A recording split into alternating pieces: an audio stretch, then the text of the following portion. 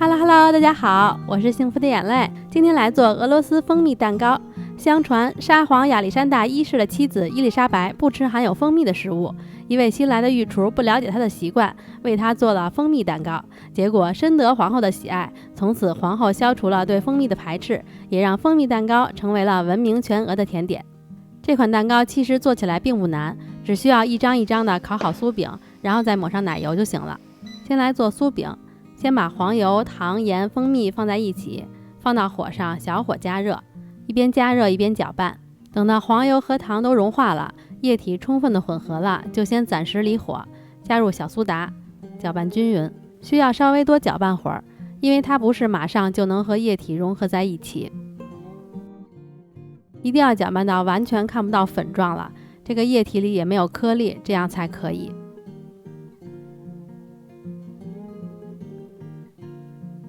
然后再把它放在火上，开小火加热，一边加热一边搅拌。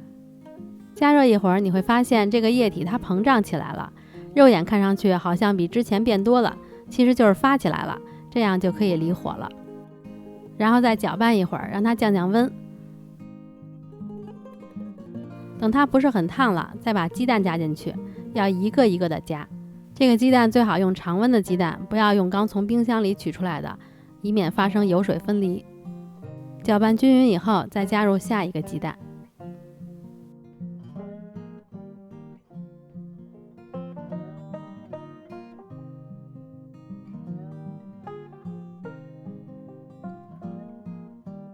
然后把这个液体和面粉倒在一起，面粉提前过筛一下。先用刮刀搅拌，然后拌着拌着，它就会变成一个面团。这一步完全是多此一举，只要搅拌成团就可以了，不需要倒来倒去的。然后给它盖上，松弛30分钟。30分钟以后，就把它平均分成11份，也不需要揉圆，给它捏在一起就行了。暂时不用的，先盖上防干，然后底下铺一张油纸，把一个面团放在油纸上，用擀面杖给它擀开，尽量擀得薄一点。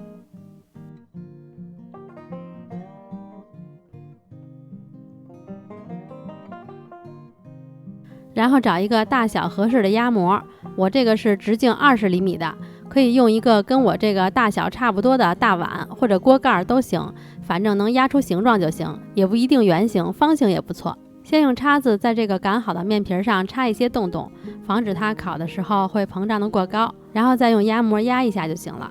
就这样放入烤箱里，烤箱要提前预热好，放入烤箱的中层，上下火180度烤3到5分钟左右。烤的时候你就可以把下一张给它擀好。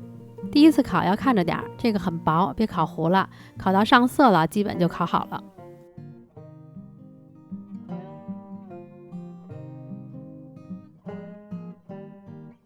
烤好以后就赶快拿出来，然后趁热把这个切口处给它切开，不然等凉了这个边儿比较脆，就容易切坏了。热的时候它是软的，怎么切都不会碎。这个边角料不要扔，还留着有用。用刮板轻轻地把底部铲一下，让它和油脂分离。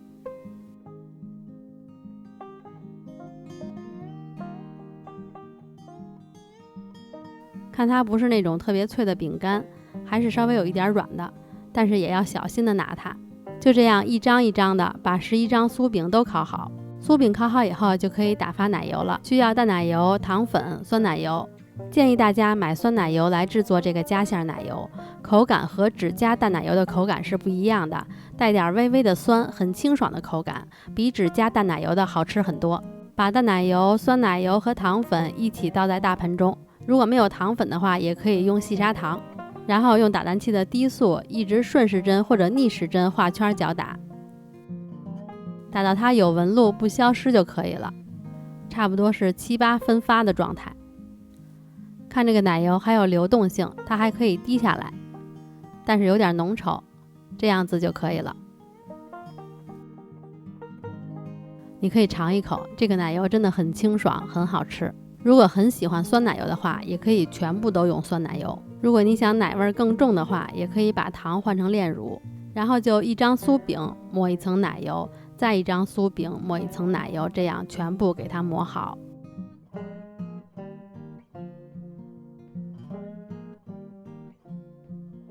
你们看我放饼的时候会用手比着点边儿，防止把它放歪了。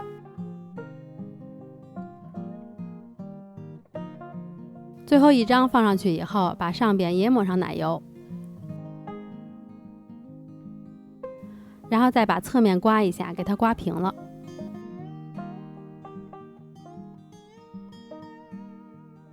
放到冰箱里去给它冰一会儿。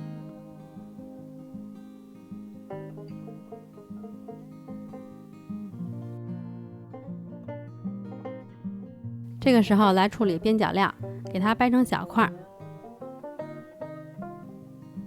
然后可以再放一些坚果，坚果是可放可不放的，有就放一些，我没有给具体的量，就抓一把放进去就行了。如果你实在纠结多少克，那就别放了。我放了1小把核桃和1小把杏仁，给它放在机器里打成粉，没有机器就像我刚才那样放在保鲜袋里敲给它敲碎，把这些酥饼的渣抹在蛋糕上就行了。这蛋糕挺好，一点都不浪费。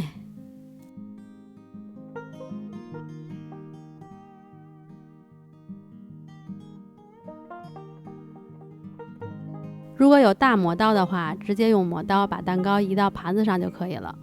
因为我搬家还没搬利落，我那个大磨刀没有拿过来，我就这样用一个很小的磨刀支撑着底部，先把油脂取下来，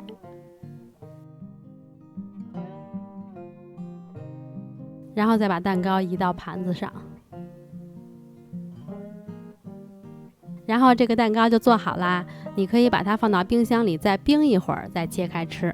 切之前可以把刀加热一下，用热刀来切，这样切面会更好看。切完一刀以后，擦干净上面的奶油，然后再加热，再切下一刀。取出这块蛋糕的一瞬间，看它一层一层的层次分明，感觉真的很美。奶油浸透了酥饼，非常湿润松软，搭配着清爽的酸奶油，甜而不腻，还有很浓郁的蜂蜜味儿。蜂蜜和酸奶油搭配的恰到好处，这个口感真的太完美了，强烈推荐大家试一试。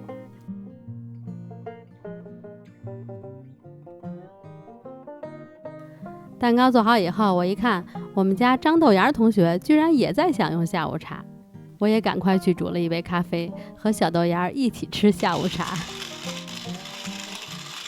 今天就到这里啦，结尾有配方表哦，如果大家喜欢这个蛋糕的话，就试试吧，真的很好吃。我们下个视频再见啦，拜拜。